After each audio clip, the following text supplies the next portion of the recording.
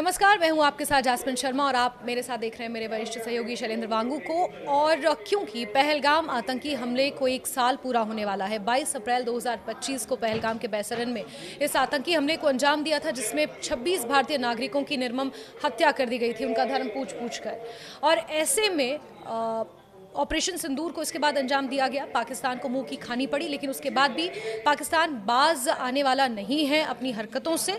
और क्या कर रहा है पाकिस्तान, ये बताएंगे हमारे सहयोगी शैलेंद्र जी। बताएं शैलेंद्र, बताया जा रहा है कि बलूचिस्तान में लश्कर का एक नेटवर्क है जो सक्रिय है। बिल्कुल, देखिए जैस्मिन, पाकिस्तान लगातार आतंकवाद को आज भी बढ़ावा दे रहा है और ये अब जग जाहिर हो चुका है कि पाकिस्तान लगातार न सिर्फ बढ़ावा दे रहा है बल्कि उस नेटवर्क को फैलाने के लिए भी लगातार कोशिश कर रहा है। पिछले साल हमने देखा कि पहलगाम आतंकी हमले के बाद जिस तरह से भारत ने कार्रवाई की थी 7 और 8 मई की रात को, जब ऑपरेशन सिंदूर की शुरुआत हुई थी, जो आज भी जारी है।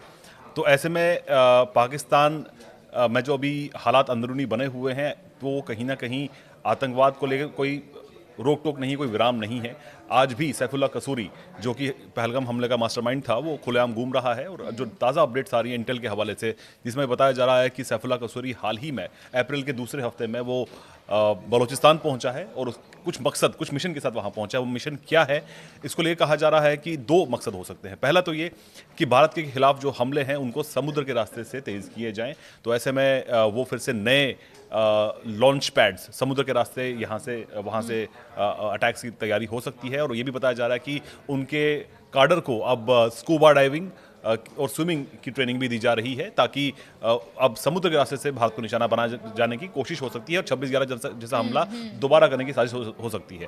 दूसरी बड़ी बात यह है कि बलूचिस्तान में जिस तरह की मुंह की खाई है पाकिस्तानी फौज ने, और कई ऐसे हमले हुए हैं जिनको रोक पाना नामुमकिन रहा है ऑफिशियली पाकिस्तानी फौज की तरफ से। तो ये एक नई पहल हो सकती है पाकिस्तानी ISI की तरफ से कि अब वो बलोच लड़ाकों के खिलाफ लश्कर जैसे आतंकी संगठन का इस्तेमाल करे, यानी कि लश्कर के आतंकी जो हैं वो बलोच नेताओं को अब निशाना बना सकते हैं बलोचिस्तान के अंदर। बिल्कुल, लेकिन शैलेंद्र, ये बहुत आयरॉनिक नहीं है, क्योंकि पाकिस्तान एक तरफ इस्लामाबाद में ईरान और इजराइल और अमेरिका का युद्ध रोकने के लिए टॉक्स करा रहा है, मध्यस्थता कर रहा है, और वहीं भारत में एक बार फिर से आतंकवाद को फैलाने के लिए और आतंकी हमलों को अंजाम देने के लिए साजिशें रच रहा है। तो ये एक बार फिर से क्या हम कह सकते हैं कि पाकिस्तान का ये डबल स्टैंडर्ड या ये 2 चेहरे वाला पाकिस्तान एक बार फिर से एक्सपोज हो गया है? देखिए, जहाँ तक मध्यस्थता की बात है तो पाकिस्तान को मौका मिला है कि वो मध्यस्थता करे ईरान और अमेरिका के बीच में, वो भी सिर्फ अमेरिका के इशारों पर, क्योंकि पाकिस्तान की जो एक्चुअल जहनीत है वो कंप्लीटली अगेंस्ट इजराइल है। और पाकिस्तान के रक्षा मंत्री का हमने हाल ही में ख्वाजा आसिफ का बयान देखा था, जहां पे उन्होंने सीधे तौर पर कहा था कि इजराइल एक कैंसरस स्टेट है। तो ऐसे में जब आपका मध्यस्थ ही न्यूट्रल नहीं है, ये उनकी जहनीत में है कि वो न्यूट्रल नहीं है, तो ऐसे में सिर्फ अमेरिका को एक मंच चाहिए था, एक जरिया चाहिए था इन टॉक्स को कहीं ना कहीं मीडिएट करने के लिए। तो पाकिस्तान को चुना गया। हालांकि पाकिस्तान के अलावा और भी विकल्प है जो कि न्यूट्रल है, और कहीं ना कहीं पाकिस्तान को मदद चुनना जो है वो इजराइल को भी गवारा नहीं है। पर तो पाकिस्तान वाहवाही लूट ही रहा था ना कहीं से इंटरनेशनल, अगर हम बात करें अंतर्राष्ट्रीय मंच पर, इंटरनेशनल प्लेटफॉर्म पर।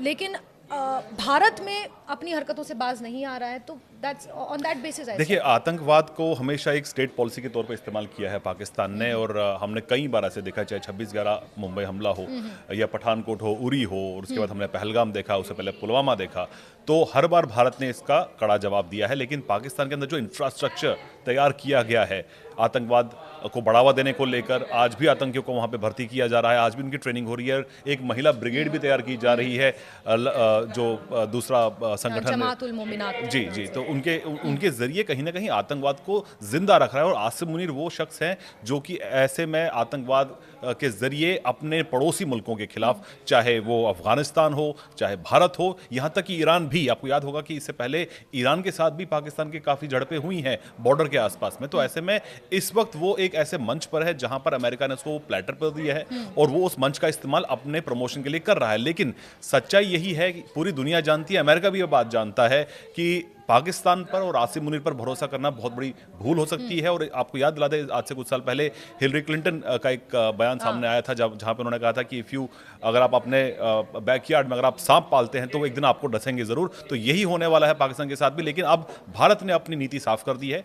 पिछली बार जब सीज़फायर पिछले साल जब सीज़फायर की बात की जा रही थी और ये कहा जा रहा था कि अब ये फिलहाल रोक दिया जाएगा और टेम्पररी पॉज किया जाएगा ऑपरेशन सिंदूर को, तब भी भारत ने साफ कर दिया था कि any act of terrorism will be considered an act of war. बिल्कुल, यही सिक्योरिटी डॉक्ट्रिन था जो इमीडिएटली एक बहुत बड़ी फिर जो कैबिनेट बैठक हुई थी सीसीएस की, और उसमें फिर ये डिसीजन लिया गया था। ऐसे में जब अब ये सैफुल्ला कसूरी जैसे जो लोग हैं जो अपना नेटवर्क फैला रहे हैं, अब वो किस बेसिस पे ये कर रहे हैं और अपने अंदर ही लड़ने के लिए कर रहे हैं या भारत में हमले करने के लिए कर रहे हैं, इसकी पुष्टि अभी तक नहीं हुई है। लेकिन हाउ प्रिपेयर्ड आर वी, क्योंकि आपने कहा कि 26/11 जैसा हमला करने की कोशिश, जहां समुद्र के रास्ते से आतंकियों को इन्फिल्ट्रेट कराने की कोशिशें भी हो सकती हैं, ऐसे में how prepared are we with this changed security doctrine after this Pahalgam attack? देखिए, लास्ट जो सिंदूर ऑपरेशन सिंदूर जो रहा है, उससे भारत ने, उससे जो पहले की जो ये मेरा परसेप्शन है, उससे पहले की जो भारत की जो जवाबी कार्रवाई रही है, चाहे वो एयर स्ट्राइक हो या सर्जिकल स्ट्राइक हो,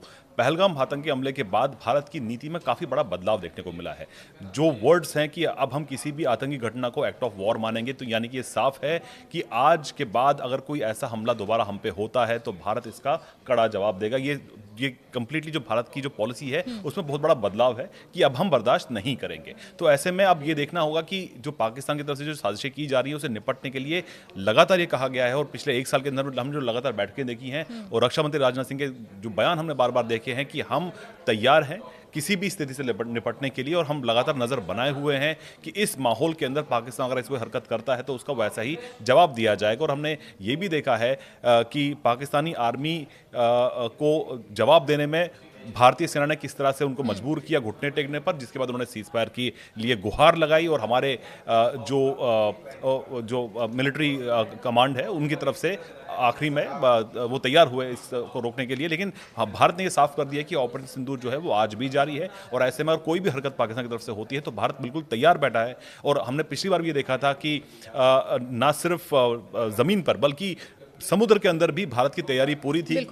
सिर्फ कुछ पल का इंतजार था, और ऐसे में भारत एक बड़ी कार्रवाई कर सकता था समुद्र के जरिए भी। लेकिन ऐसे में जो कोशिशें की गई इसको डिएस्केलेट करने के लिए, वो कोशिशें कामयाब भी रही हैं, लेकिन भारत ने साफ कर दिया है कि वो आतंकवाद को बर्दाश्त नहीं करेगा। बिल्कुल, सेना तो जवाब देती है, लेकिन अब अगर समुद्र के रास्ते भी किसी तरह के हमले करने की साजिशें पाकिस्तान रच रहा है तो भारत उसको रिटेलिएट करने के लिए, मुंहतोड़ जवाब देने के लिए पूरी तरह से तैयार है। बहुत बहुत शुक्रिया शैलेंद्र इस बातचीत के लिए। तो आपको बता दें कि इस तरह की कुछ रिपोर्ट्स मिल रही हैं, हालांकि आधिकारिक पुष्टि होना इसकी बाकी है, लेकिन ऑपरेशन सिंदूर अभी भी जारी है। और जैसा कि भारत ने उस वक्त क्लियर किया था कि एक भी आतंकवादी हमला भारत के ऊपर युद्ध की कार्रवाई मानी जाएगी, और उसी दृढ़ निश्चय के साथ भारत आगे बढ़ रहा है।